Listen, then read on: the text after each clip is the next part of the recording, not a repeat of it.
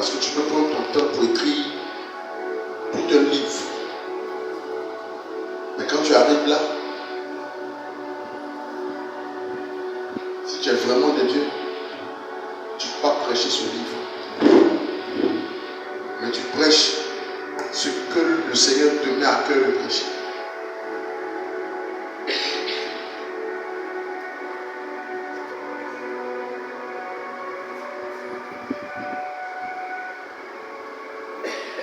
L'une des choses les plus difficiles pour un enfant de Dieu,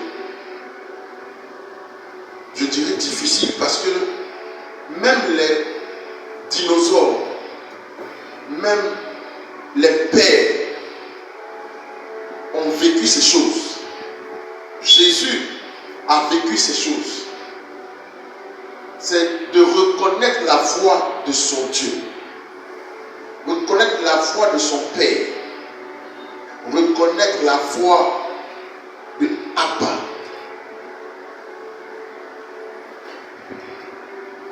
Si Élie a eu du mal à reconnaître la voix de Abba, ce n'est pas toi et moi qui n'auront pas ce mal. Ce soir, je veux parler d'obéir, reconnaître et obéir à la voix de Abba. Nous sommes toujours dans ces 40 jours de jeûne. Je prie que le Saint-Esprit me donne les paroles qu'il faut.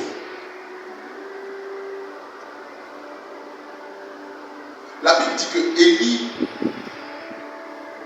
après avoir fini de restaurer l'autel de Abba, et qu'il a entendu la menace de Jézabel, Élie a fui. La Bible dit que Élie a fui. Et il allait se cacher dans le désert. Il allait prier pour demander au Seigneur de l'aider. À lui-même pour demander au Seigneur de le retirer, de lui ôter ce fardeau. Parce que c'était trop compliqué pour lui. Alléluia. Et dans ce moment, la Bible dit que Élie est rentré dans une caverne, dans une grotte. La caverne, la grotte peut être identifiée par une chambre, peut être identifiée par une intimité, peut être identifiée par un lieu secret.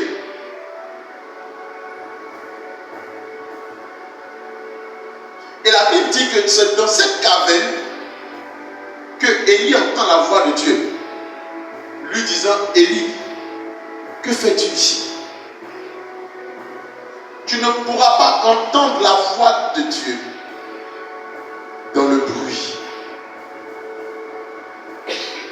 Il y a des niveaux où si tu dois entendre la voix de Dieu, tu es obligé d'être seul.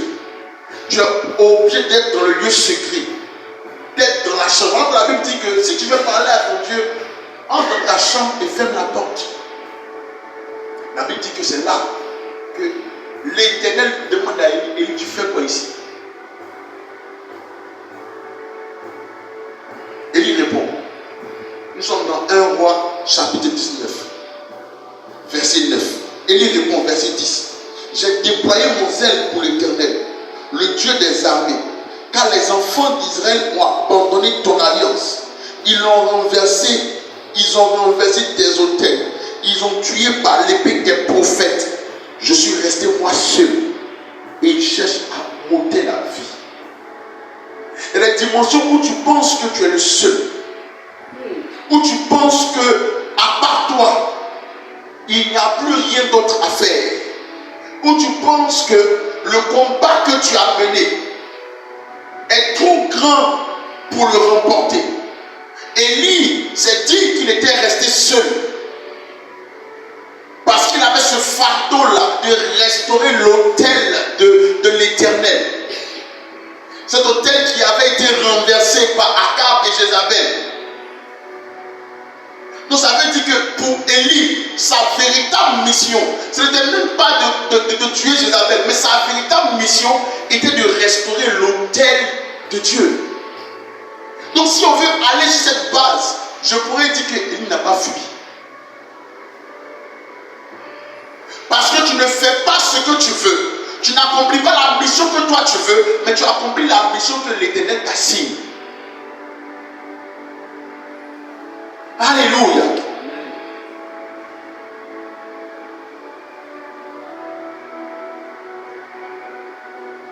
Il cherche à monter la vie. J'ai eu à cœur de restaurer ton hôtel. J'ai eu à cœur de restaurer ta position. Tu as mis ce fardeau en moi. Parce que quand je vois que ton hôtel est bafoué, j'ai mal. Quand je vois que ton église est bafouée, j'ai mal. Quand je vois que tes enfants sont décimés, j'ai mal. Alors je me suis disposé dans cette mission à restaurer ton hôtel. Parce que tes enfants ont perdu ton alliance. Tes enfants ont perdu la foi par rapport à tout ce qu'ils ont vu, par rapport à tout ce qu'ils ont entendu, par rapport à la peur que Jézabel et Akab les ont fait vivre. Ils ont perdu la foi. Les dimensions dans lesquelles tu te trouves, tu penses que Dieu n'existe plus.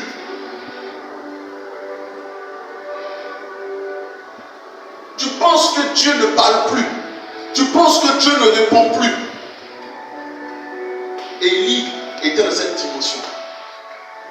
Mais Élie a eu ce fardeau de défier près de 150 prophètes de Baal, de défier même Jézabel.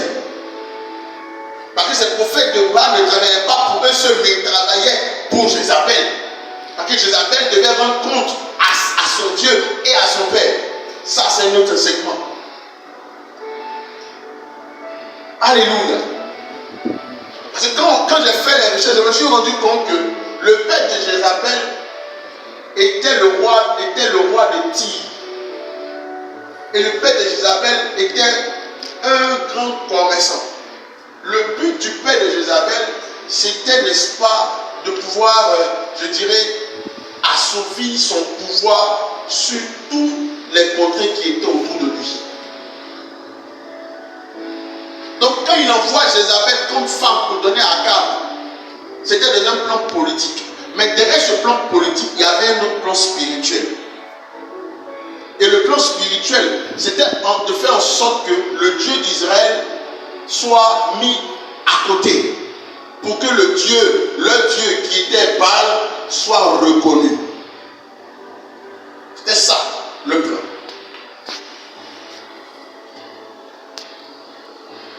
Donc Élie est venu défier Jézabel et les prophètes de Baal. Et il a gagné. Il a réussi son pari.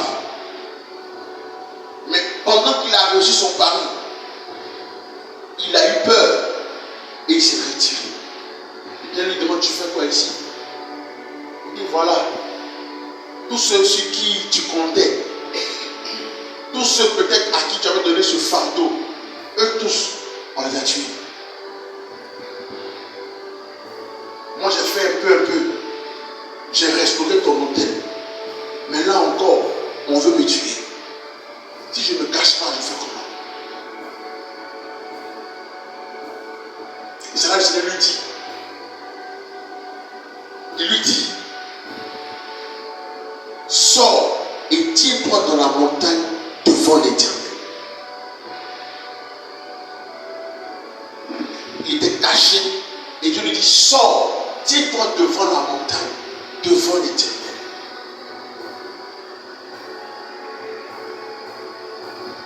Et il avait besoin d'une instruction. Peut-être qu'il avait besoin d'une parole de réconfort. Peut-être qu'il avait besoin d'entendre Dieu lui dire, non, on ne te tuera pas. Je suis avec toi. Je marche avec toi. Maintenant, lui dit, sors, place-toi devant la montagne de l'Éternel. Pendant qu'il a dit à Moïse, Moïse, tu ne mourras pas. Moi-même, l'Éternel, je marcherai avec vous. Pendant que Moïse était dans un moment de tumulte, la Bible dit qu'il a dit à Moïse, Moïse, non, ne t'inquiète pas.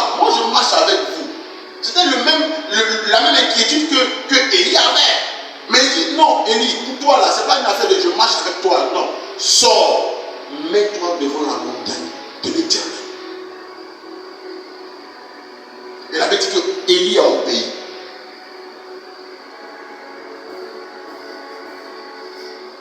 Et quand Élie obéit, Élie peut-être s'attend à une voix extraordinaire. Il s'attend à ce que le Seigneur vienne devant lui pour lui dire, bon Élie, comme tu m'as dit, t'inquiète pas, tu ne mourras pas.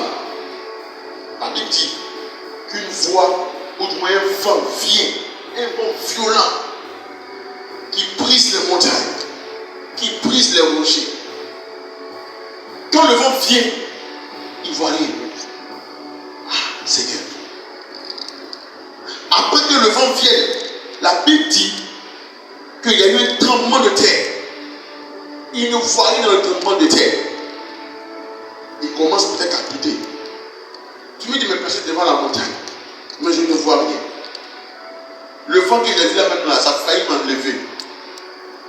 Après encore, tu viens réveiller la terre. Qu'est-ce qui se passe, Seigneur? Après le tremblement de terre, la Bible dit qu'il y a un feu qui est descendu.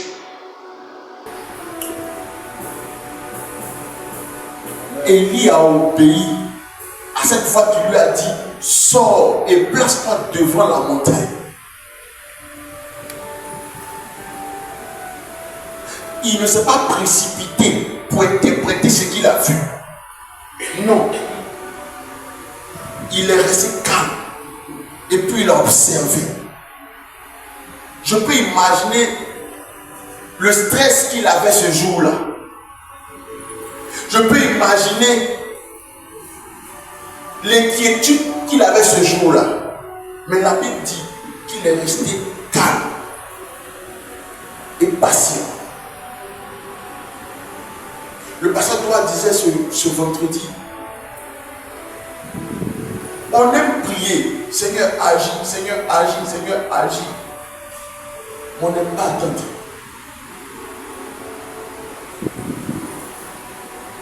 On n'aime pas attendre.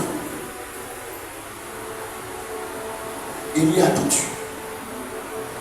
Le premier signe est venu, tu n'étais pas dedans. Le deuxième signe est venu, tu n'étais pas dedans. Le troisième signe est venu, tu n'étais pas dedans. C'est pas dans tous les signes que Dieu est dedans. Alléluia.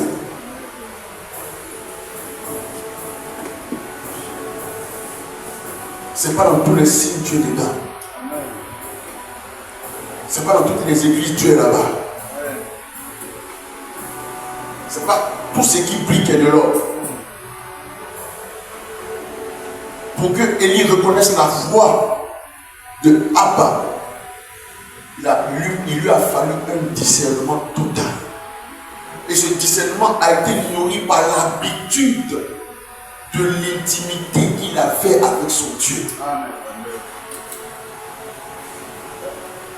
Parce que quand tu es intime à Abba, tu sais reconnaître au moment qu'il faut sa voix. Tu sais reconnaître au moment qu'il faut ses instructions. Et tu t'arranges à obéir à celle-ci.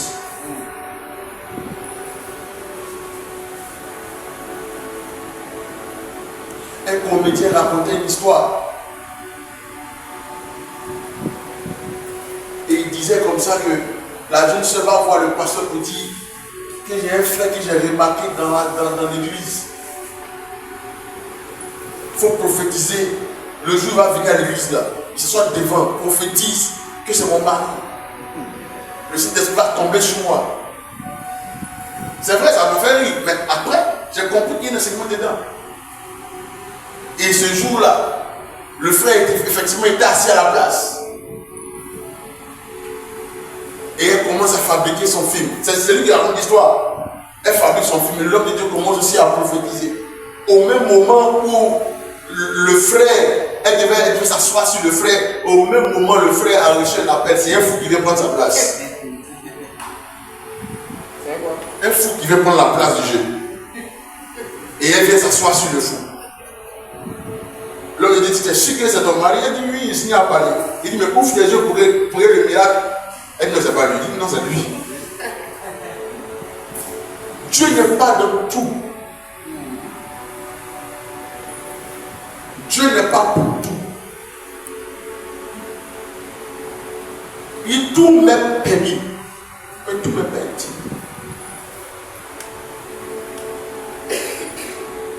Élie a cherché la voix du Seigneur. Et c'était dans un doux murmure, un léger vent qu'il a entendu la voix de Dieu. Bien-aimé, dans ce temps qui court, entendre la voix de notre Dieu est la chose la plus importante pour nous. Notre pasteur nous enseigne sur ça. Sécuriser la voix de Abba.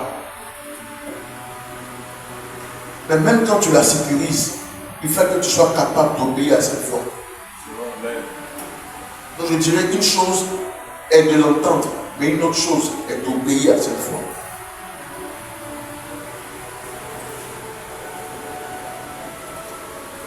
Et Dieu dit à Élie, Élie,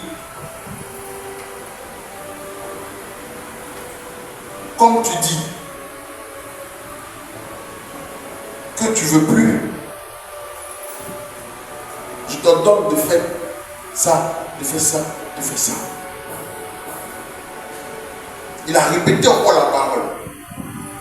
Quand le vent est venu et que le visage a été enveloppé de son manteau, la Bible dit qu'il sortit et se tait à l'entrée de la caverne. Et voici, une voix lui fit entendre ces paroles.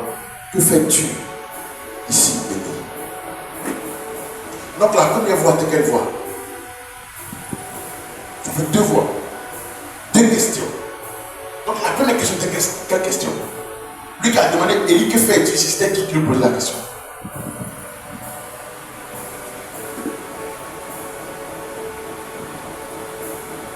Élie répète encore, j'ai déployé mon zèle pour l'Éternel. Je me suis tué à la tâche. Le Dieu des armées, car les enfants d'Israël ont abandonné ton alliance. Ils ont renversé ton autel, ils ont tué par l'épée tes prophètes. Je suis resté moi seul et ils cherchent à ôter la vie. C'est là que l'Éternel lui fait comprendre que Élie, tu n'es pas seul. Pour toi, tu es seul. Mais tu n'es pas seul. J'ai utilisé ce temps pour préparer des personnes dans le secret.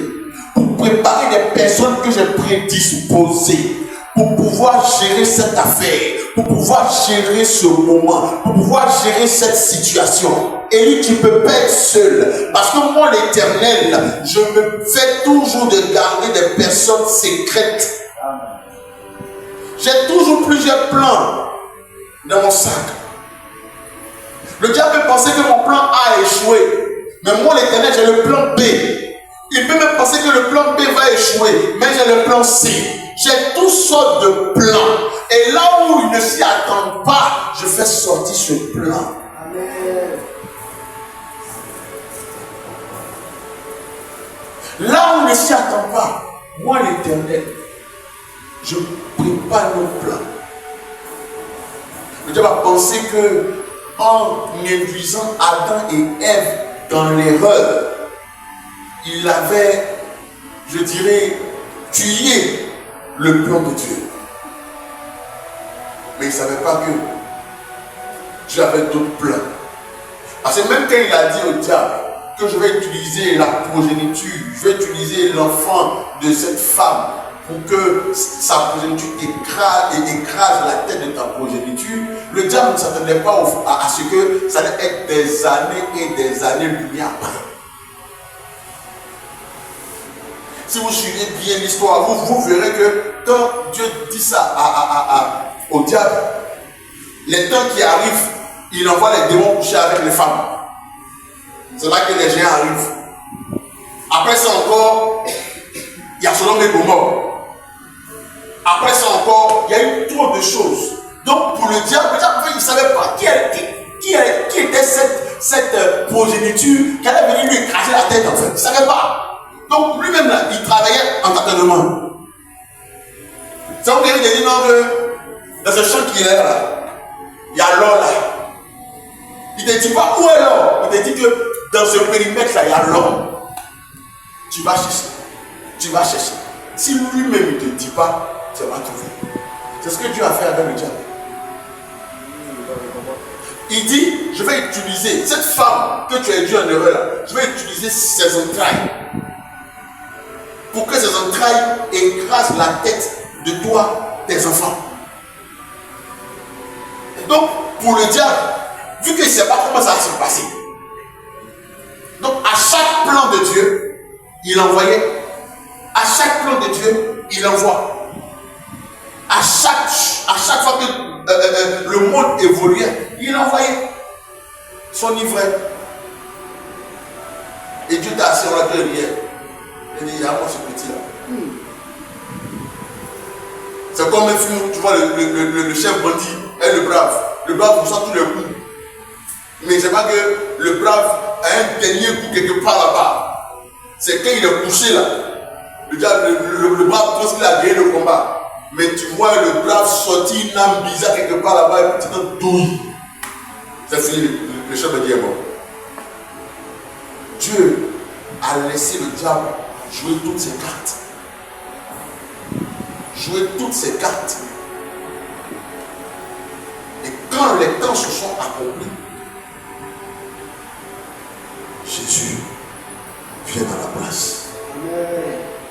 Quand les temps se sont accomplis, Jésus vient dans la place. Je me dis, mais pourquoi depuis Genèse, Exode, Lévitique, non, Deutéronome, jusqu'à Malachie, pourquoi tout ce temps avant que Jésus n'arrive?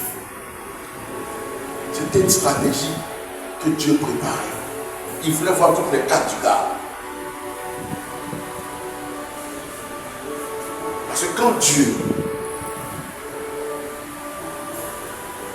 envoie son plan, il s'arrange à ce qu'il n'y ait pas d'échec. Il dit à Élie, va, reprends ton chemin par le désert jusqu'à Damas. Et quand tu seras arrivé, tu oindras Hazaël pour roi de Syrie. Première solution. Tu oindras Hazaël pour roi de Syrie. Deuxième solution. Tu oindras aussi Jéhou, fils de Nimshi, pour roi d'Israël. Et enfin, tu oindras Élisée, fils de Japhat, d'Abel Méola, pour prophète à ta place. Élie, tu n'es pas seul. Élie, tu n'es pas seul. Tu ne peux pas être seul, Élie. Je te fais croire que tu es seul. Pour que tu accomplisses le plan dans lequel je t'ai envoyé. Si Élie savait qu'il n'était pas seul, Élie n'allait pas aller accomplir rétablir du moins l'autel de Dieu devant Jézabel et les prophètes de Baal. Il fallait qu'il pense qu'il soit seul. Souvent quand tu penses que tu es seul, quand tu penses que tout repose sur toi, tu es prêt à mourir pour la tâche. Tu es prêt à tout pour que la chose réussisse. Tu es prêt à tout sacrifier pour que cette affaire arrive à son aboutissement. Élie n'était pas seul. Il a pensé qu'il était seul. Mais Dieu t'en est de préparer. Dieu t'en est de préparer. Comment je dirais? J'oublie les noms. Dieu t'en est de préparer Élisée. Dieu t'en est de préparer Hazaël. Dieu les prépare. Parce que pour détruire Jézabel et tout le reste, il fallait 3 dimensions. Il fallait Israël, il fallait Syrie, il fallait un prophète.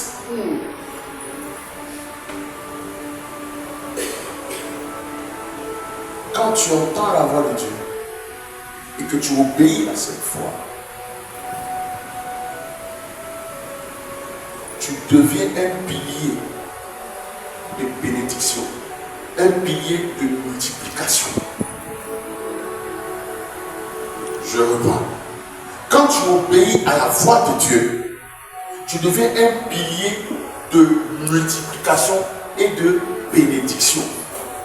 Pour que Jésus soit un pilier pour nous, il a fallu qu'il obéisse à la volonté de son Père. Il dit, Père, non pas ma volonté, mais ta volonté. Et parce qu'il a obéi à la voix de son Père, aujourd'hui Jésus est pour nous un pilier de bénédiction et de multiplication. Donc toutefois où tu obéiras à la voix de Abba, tu seras un pilier de bénédiction. Parce que tu vas chercher à accomplir à la lettre ce que l'Éternel te dira et ce que l'Éternel te donnera.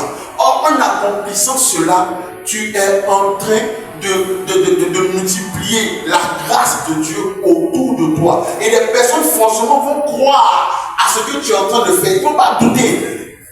Tu mettras cette foi dans leur cœur te concernant. Et Dieu pouvait refuser. Je pouvais refuser.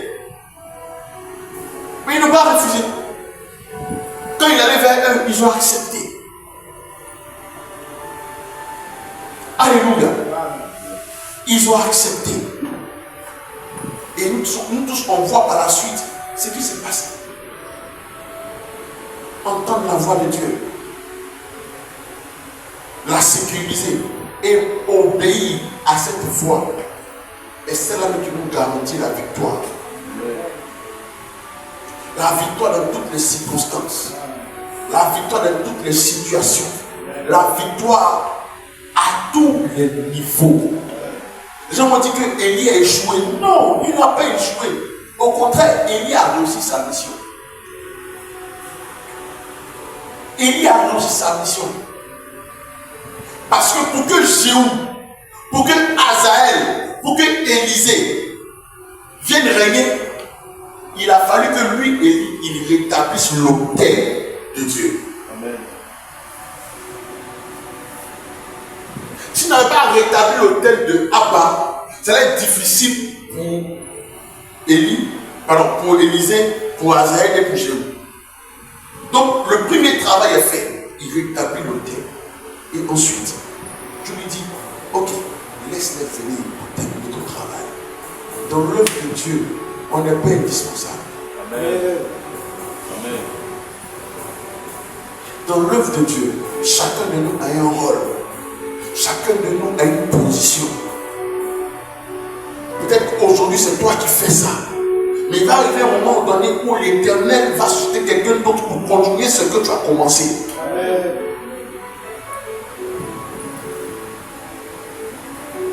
La partie où ça sera comme une malédiction pour toi, c'est lorsque tu vas vouloir te maintenir là pendant que tu sais que ton temps est fini. Amen. Imaginons que Élie n'avait pas obéi.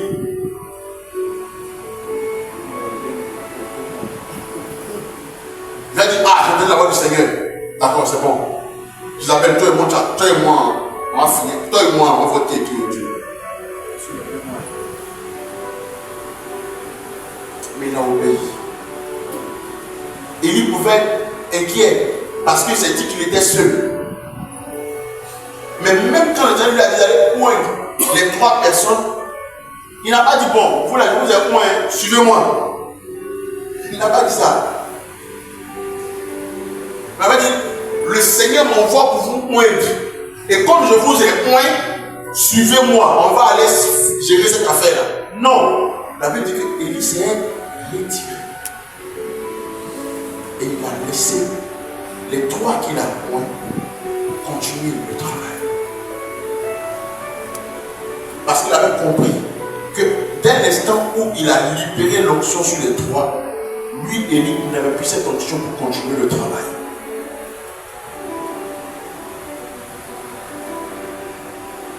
Souvent, nous devons aussi reconnaître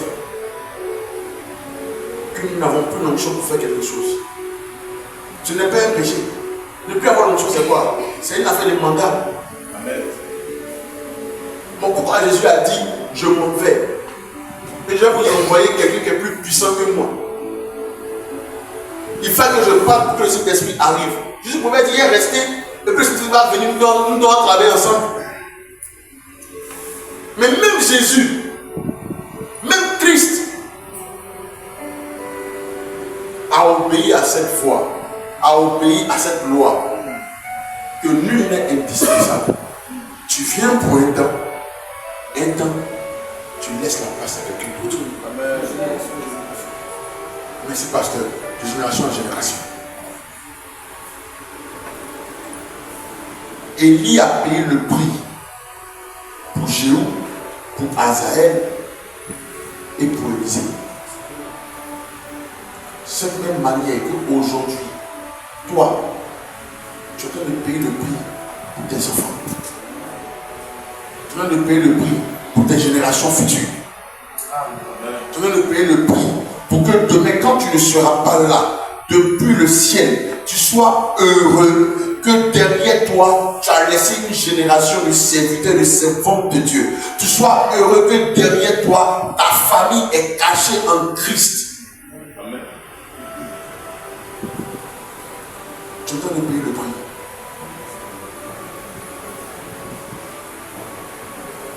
Parce que tu le veuilles ou tu ne le veuilles pas, tu dois payer le prix.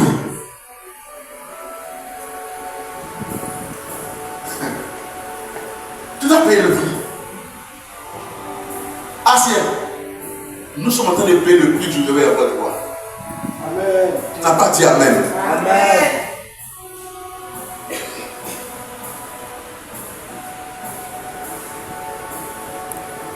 Nous sommes en train de payer le prix du réveil à votre voix.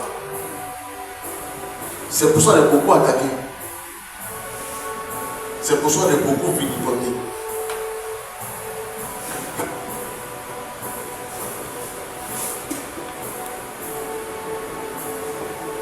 Il y a payé le prix pour ces 3 jours.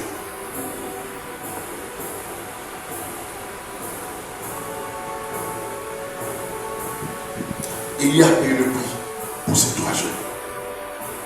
Il les a points de la part du Seigneur et il s'est retiré. Nous sommes dans un temps où le Seigneur a besoin de nous. A besoin de nous pour payer le prix et pour moindre les générations futures. Nous sommes dans un temps où le Seigneur veut voir des personnes se lever pour sa cause. Dans un temps où il y a beaucoup de marmailles. Dans un temps où l'argent est le Dieu de beaucoup de personnes, dans un temps où des familles meurent, le Seigneur nous a choisi, toi, moi, pour que nos familles soient utilisées pour la gloire de Papa.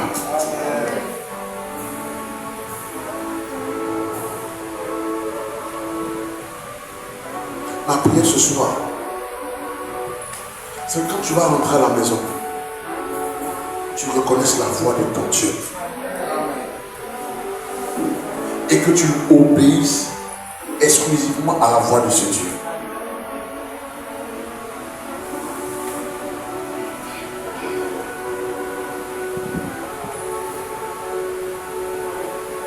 Tant que tu restes assis, tant que tu n'obéis pas à cette voix,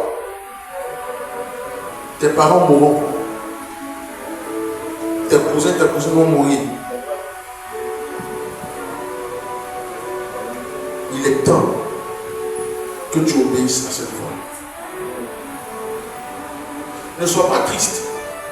Ne sois pas inquiet. Tu n'es pas seul. Tu es dans le temps où tu dois payer le prix pour ceux qui vont venir demain. À ce point que tu es en train de payer le prix, tu es en train de préparer une génération encore plus puissante que toi.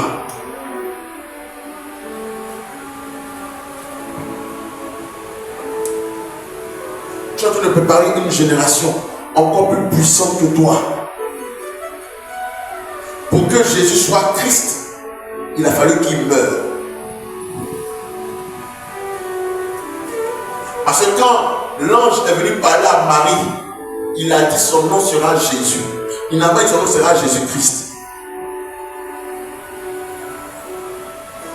Matthieu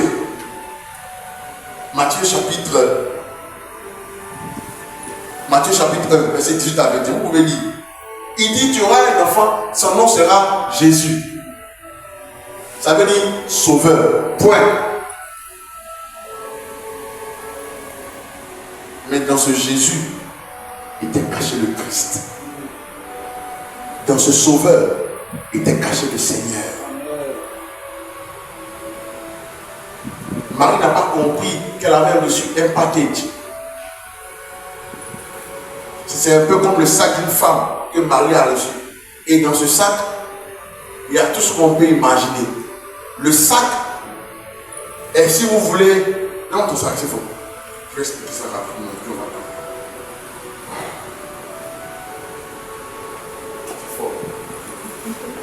Alléluia. Quand l'ange vient parler à Marie, vous dit, tu vas recevoir un fils. Son nom sera Jésus. C'est comme si ce Jésus-là, voici le sac. Mais il n'a pas dit à Marie que dans le sac, il y a la dimension Seigneur. Il dit à Marie, son nom c'est Jésus, Sauveur. Il vient pour sauver. Il vient pour délivrer les captifs. Mais à mesure qu'il va délivrer les captifs, à mesure qu'il va sauver, il va arriver un moment donné où l'enveloppe sauveur doit tomber pour faire ressortir l'enveloppe Seigneur. Donc pour que le Seigneur sorte, il a fallu que l'enveloppe sauveur soit déchirée à la croix de Golgotha. Amen. Amen, amen, amen, amen. C'est cette même année, quand tu viens à Christ, quand tu viens à Jésus, ton parcours, c'est un parcours, si tu veux, de sauveur. Tu payes le prix dans la prière, tu payes le prix dans le jeûne, tu payes le prix, mais il va arriver un moment donné où tu ne payes plus le prix, mais c'est toi qu'on consulte à chaque fois qu'on doit faire quelque chose, spirituellement comme physiquement. À ce niveau-là, tu es Seigneur par Christ dans ta famille. Est-ce que quelqu'un me comprend ce soir? Pour que Jésus, la dimension Christ sorte. Parce que quand Philippiens chapitre 9 parle, Philippiens dit Christ a reçu le nom au-dessus de tout nom Seigneur. Vous comprenez? Il n'a pas dit Jésus. C'est la révélation que Pierre a reçue et puis Pierre a dit que tu es le Fils de Dieu. Donc pour que ce... Bon d'accord. Imaginons que le Seigneur va faire de la célébrité. Pour que le Seigneur sorte, il a fallu que l'enveloppe sauveur soit sacrifiée à la croix de Golgotha. L'enveloppe sauveur était cette enveloppe du sang. Alléluia. Amen. Donc quand l'enveloppe Seigneur par le sauveur est sacrifiée à la croix de Golgotha, maintenant le côté Seigneur prend la place. Et c'est là maintenant on dit Jésus Christ. Donc en tant que chrétien, il arrive un moment où on marche selon l'enveloppe sauveur, mais il doit arriver le moment où on doit fonctionner selon l'enveloppe Seigneur. Et c'est dans ça que nous sommes actuellement. Parce que pour que l'enveloppe Christ, l'enveloppe Seigneur puisse travailler, il faut que le Saint-Esprit soit avec nous. Alléluia. Tant que nous avons Christ, nous n'échouerons point. Ton amen est bizarre. Amen. Ton amen est bizarre. Amen. Tant que nous avons Christ, nous n'échouerons point. Il a fallu que Jésus meure pour que l'enveloppe Christ sorte. Aujourd'hui, nous mourrons dans la prière. Nous mourrons dans le jeûne. Nous mourrons dans, si vous voulez, les difficultés. Nous mourrons dans les persécutions. Parce qu'il va arriver un moment donné où nous serons Seigneur. C'est ça. il va y avoir un moment donné où nous serons Seigneur. Si depuis tu es chrétien et que dans ta famille, le sorcier n'a pas peur de toi, c'est que tu as un problème. Tu es encore sous sauveur. Parce qu'en réalité, le sorcier n'a pas peur de sauveur. Il sait que être ton sauveur là, si tu meurs aujourd'hui, tu t'en vas au paradis. Ça, il sait ça. Mais la dimension Seigneur fait en sorte que quand il te voit, il connaît. Quand il te voit, il sait. Et il n'a même pas peur. D'après les Ivoiriens. Alléluia.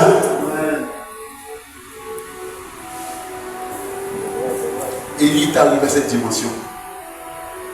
Élie est mort. Élie a sauvé Israël. Élie a sauvé Israël. Et quand Élie est devenu Seigneur, Élie a roi les droits. Alléluia. Alléluia.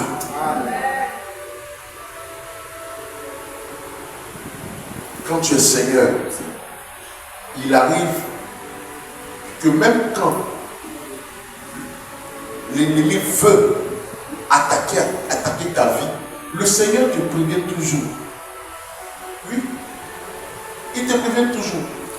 Parce que tu n'es pas dans une dimension simple, tu es dans une dimension Seigneur. Rien ne lui est caché. Il te dit attention, voici telle situation. Attention, voici tel truc. Fais attention, fais comme ça, marche ici, tu n'es pas, fais comme ça. Il te donne les instructions précises. Et quand tu obéis, ça rentre en ordre. Alléluia. Alléluia. Amen. Que Dieu nous bénisse, bien aimés. Que Dieu nous bénisse. Amen. Aspire à la voix du Seigneur. Amen.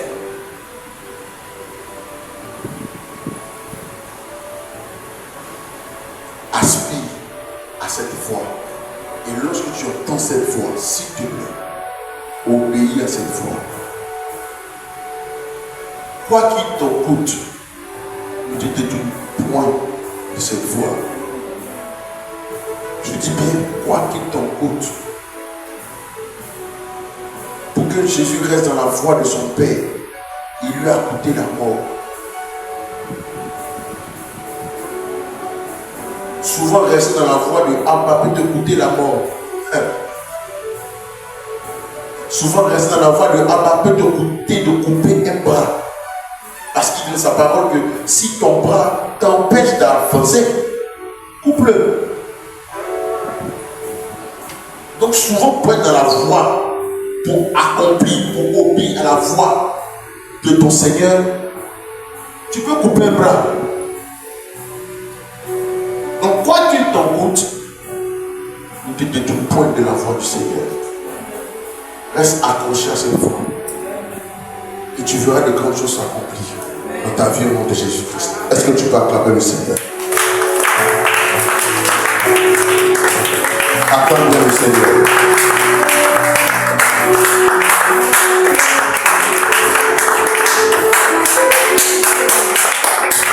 Alléluia. Alléluia. Je veux qu'on prie ce soir pour un seul sujet.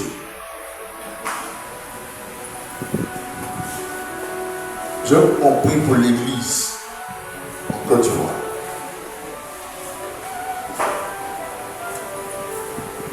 Je veux qu'on prie pour que notre Seigneur, le chef de l'église, Jésus-Christ, se lève pour cette nation, se lève pour l'église, se lève pour son église. On est fatigué des papes. On est fatigué des manteaux. On est fatigué des épées, des javelots, des chars. Parce que quand ces chars sont là, on ne voit pas l'impact.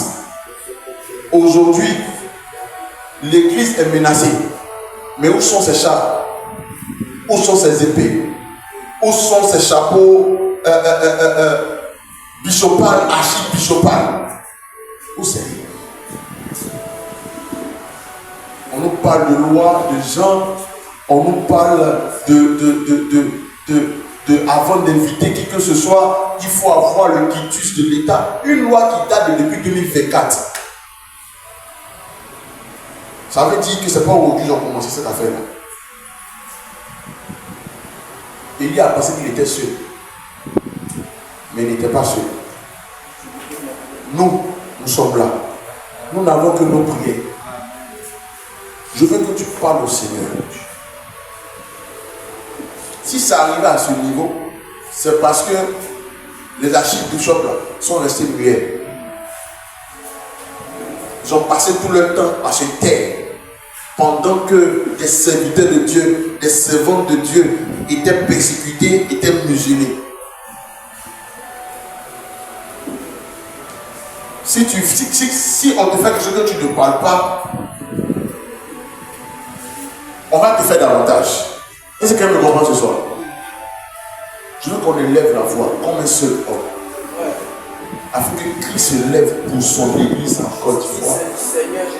Que tout ce qui n'a pas ordonné se taise au nom puissant de Jésus-Christ. Est-ce que tu peux élever la voix et parler fortement ce soir? Parle, bien-aimé. La brasso